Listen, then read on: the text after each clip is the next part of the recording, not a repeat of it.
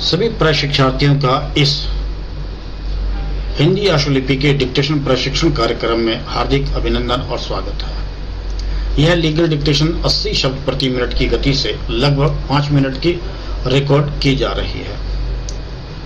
सभी प्रशिक्षार्थियों को सलाह दी जाती है कि डिक्टेशन लिखने से पहले अपनी नोटबुक के लेफ्ट कॉर्नर को पेज वाइज मोड़ कर रखें ताकि डिक्टेशन के बीच में पेज पलटने में आपको कोई दिक्कत न आए। 10 सेकंड के बाद डिक्टेशन प्रारंभ हो जाएगी। रेडी? यस। कानून की भाषा के वो शब्द जिनके अर्थ जानना सभी के लिए जरूरी है। हम भारत के लोगों ने ये संविधान खुद को दिया है, इसलिए इसके तहत लिए गए हर फैसले, हर कानून से सामान्य नागरिक सीधा कनेक्ट महसूस करे, ये सुनिश्चित करना होगा। भारत के माननीय प्रधानमंत्री जी ने भी संविधान दिवस पर कहा कि हमारे कानूनों की भाषा इतनी आसान होनी चाहिए कि सामान्य से सामान्य व्यक्ति भी उसे समझ सके। आइए जानते हैं कानून की भाषा के कुछ शब्द जिनका अर्थ जानना जरूरी है। फौजदारी न्यायालयों में मारपीट, हत्या संबंधी मुकदमों की सुनवाई होती है। भारतीय दंड संहिता में कई कानूनों के द्वारा कुछ कृत्यों और कुछ अकृत्यों को दंडनीय अपराध घोषित किया गया है। इन आपराधिक कृत्यों और अकृत्यों के लिए दंड निश्चित किया गया है। ये सभी मामले जिनमें किसी व्यक्ति को कोई अपराध करने के लिए दंड की कार्रवाई हो तो वे मामले आपराधिक या फौजदारी मामले कहे जाते हैं। दीवानी अदालत को सिविल न्यायालय कहा जाता है। इस न्यायालय में संपत्ति या अर्थ संबंधी व्यवहारों या मुकदमों का विचार या निर्णय होता है। दीवानी मामला वो है जिसमें संपत्ति संबंधी या पद संबंधी अधिकार विवादित हों, चाहे ऐसा विवादित अधिकार धार्मिक कृत्यों या कर्मों संबंधी प्रश्नों पर अवलंबित क्यों न हो। ऐसा वाद दीवानी वाद या मुकदमा कहलाता है। धारा जो अंग्रेजी में सेक्शन कहलाती है, धारा अधिनियम का महत्वपूर्ण हिस्सा है।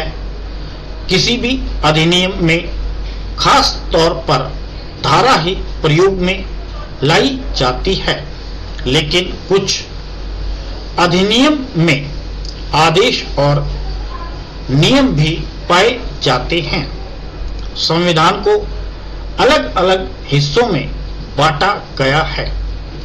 ये हिस्से अनुच्छेद में बटे हैं, लेकिन अलग अलग हिस्से के लिए अलग अलग अनुच्छेद नहीं होते हैं।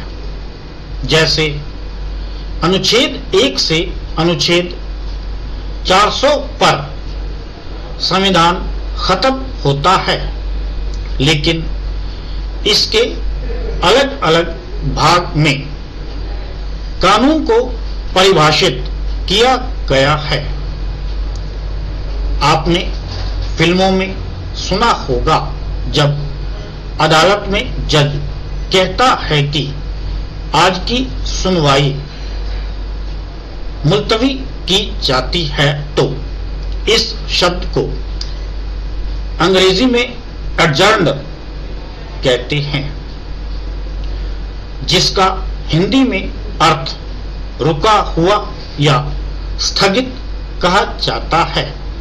इस तरह केस की सुनवाई तक मुलतवी यानी पोस्टपोन या टाल दिया जाता है। जब कोई अपना मुकदमा आदि लड़ने के लिए किसी को अपना वकील नियुक्त करता है तो उसे मुवक्किल कहा जाता है। मुस्लिम धर्मशास्त्र के अनुसार किसी काम के लिए नियुक्त फरिश्ता मुवक्किल कहलाता है।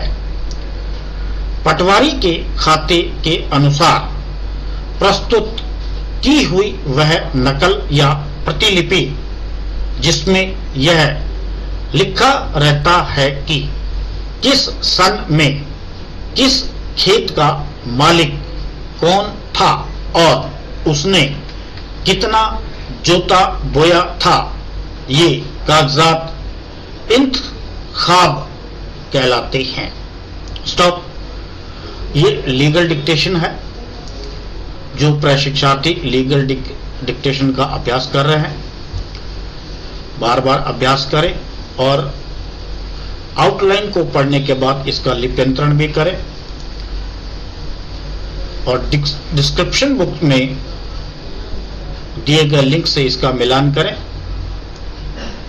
और अशुद्धियों को बार बार अभ्यास करें ताकि दोबारा लिखने पर यह अशुद्धियां न आए। अंत में सभी साथियों का धन्यवाद। जय हिंद, जय हिंद।